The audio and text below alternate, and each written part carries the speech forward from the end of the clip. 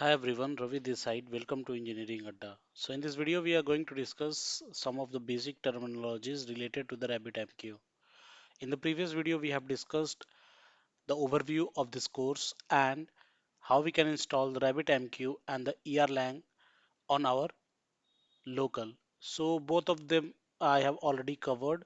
We have installed the RabbitMQ on our system and make the necessary configuration so that we can make it locally up. So for installation of the RabbitMQ, we also requires the ERLang and we need to set up the environment variable for the ERLang as well. So everything we have discussed in the previous video, RabbitMQ was locally up and we were able to log in to the RabbitMQ and then we were able to see the dashboard of the RabbitMQ, right? In this video, we are going to see some of the basic terminologies related to the RabbitMQ. So let's get started for that. So let me try to go to the next slide. And here we are going to discuss like first we have already installed the RabbitMQ on the Windows machine, and now we are going to discuss about the basic terminology of the RabbitMQ. So let me try to move it to the next slide. So first of all, what is RabbitMQ? Okay, so RabbitMQ is a message broker. So what do you mean by the message broker term? So message broker is a term which is saying in itself that RabbitMQ is a tool which deals in the message. That means it accepts and forwards the messages. Now let me try to give you one real life example. So in the old days, what we were doing, if we want to communicate with somebody, we were trying to write the letters, okay, and go to the post office and put that letter to the post box, and then we are expecting that this letter will be delivered to the particular address where our relatives are, right? If you are writing the letters to the relative, so there what were happening, you were just going to the post office, you are putting your letter to the post box with the address of the relative where you are going to send that letter, and then the letter carrier goes to the post box and then take out those letters and put it in their box, and then they send to that particular address, and that is how the letter is received to the recipient. Similarly here, the RabbitMQ plays the same role. So let's say there is a application which is producing some messages. Then that application will produce that message, and that message will be going to the RabbitMQ. RabbitMQ will store that message and then it will route to the particular consumer where it need to be sent. So RabbitMQ is working same as the post office. Okay, so this is the real life example you can bring, and then uh, you can compare with the RabbitMQ. So the major difference between the RabbitMQ and the post office is that RabbitMQ does not deal with the papers. It deals with the binary data, which is called as messages. So this is about the RabbitMQ. Now let me try to go to the next slide. And here you can see we have listed out couple of basic terminology related to the RabbitMQ. So first one is message, second is producer or publisher, third is consumer or subscriber, fourth is exchange, binding, routing key, and the queue. So we are going to discuss each of the terms in details. So first term is message, right? So what is message? Message is nothing but it is a piece of information, right? The message can be of any form, like it can be the byte stream, it can be of a string type, it can be of the JSON type. Okay, so simply the message is a piece of information that the producer or the one end want to send to the another end. Okay, now coming to the producer,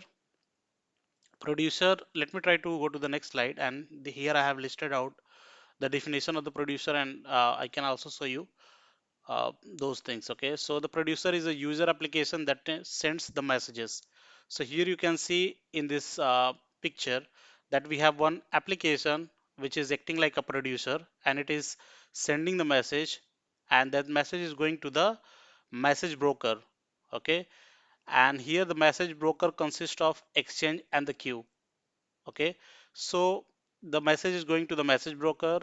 The first uh, item in the message broker is the exchange, and then from exchange it is going to the queue, and then finally from the message broker this message is going to the consumer. Okay, consumer is consuming that message.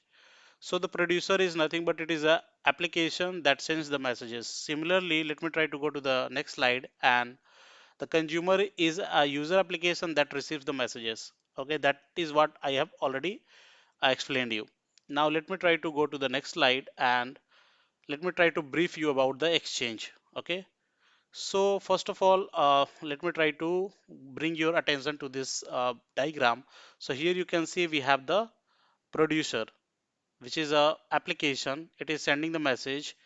The message is going to the message broker, which consists of the exchange and the queue. So first the messages are going to the exchange, then it is going to the queue, and then it is going to the consumer. So here you can see exchange. So exchange is nothing but it is a item, or it is the product which is receiving the message from the producer. Okay, so producer can only send the messages to the exchange, and exchange is a very simple thing. On one side it receives messages from the producer, and on the other side it pushes them to the queue. So here you can see in the diagram, it is receiving the messages from the producer and then pushing that message to the queue. Okay, here I have forgot to uh, give you those things. So here it would be a message, and then that message is going to the queue. So here you can imagine there might be one more than one queues, right? So the exchange has the right information to which queue this message to be sent. Okay, so let me try to tell you. So the exchange must know exactly what to do with the messages it receives. Should it be appended to a particular queue? So these information are kept inside the exchanges, that where these messages are going. Is it going to a particular queue, or should it be appended to many queues, or should it get discarded? So those information are intact with the exchange. The rules for that are defined by the exchange type. Okay, there are few example of the exchange type, like direct, topic, headers, and the fan out. So here in this videos we are going to discuss about the direct and the topic as well. Now this is about the exchange. Now let me try to go to the next slide, and let me try to bring your attention to the queue. So what is queue? Queue is a buffer that store the messages. So here you can see the producer is producing the message going to the exchange. Exchange has the idea where this message to be routed. Okay, so let's say exchange has routed that message to the queue, and the queue then it stores the messages, and then after that it releases those messages to the consumer. Okay, now let me try to go to the next slide and tell you what is binding. So now we need to tell the exchange to send messages to our queue. Okay, so how that exchange is sending that message to the queue? There is a relationship between the exchange and the queue, which is called binding. Okay, and how that binding is performed, that I'm going to tell you. So the binding is nothing but it is a relationship between the exchange and the queue. It is a relationship between the exchange and the queue. So that is called binding, and we are binding the exchange and the queue with the particular key which is called as routing key. So let me try to go to the next slide, and here you can see the producer is producing the message. That message is going to the exchange. Exchange has some routing key, and with the help of that routing key exchange is routing that message to the particular queue, and then that queue is releases that messages and consumer is able to consume that.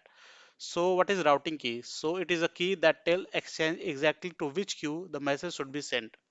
Okay, so it is a piece of information that guiding the exchange where this message to be sent. Okay, now let me try to go to the next slide, and these are some basic working of the RabbitMQ that I'm going to display you here. Okay, so first of all we have one producer which is producing some messages. Okay, and this message is going to the exchange, and exchange has some routing key. Based upon the routing key it is sending that message to the queue, and then we have one consumer.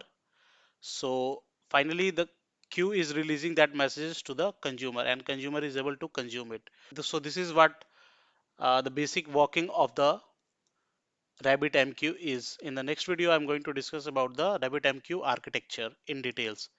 So this is about the video guys. If you like the video, please hit the like button and please subscribe the channel for more such content.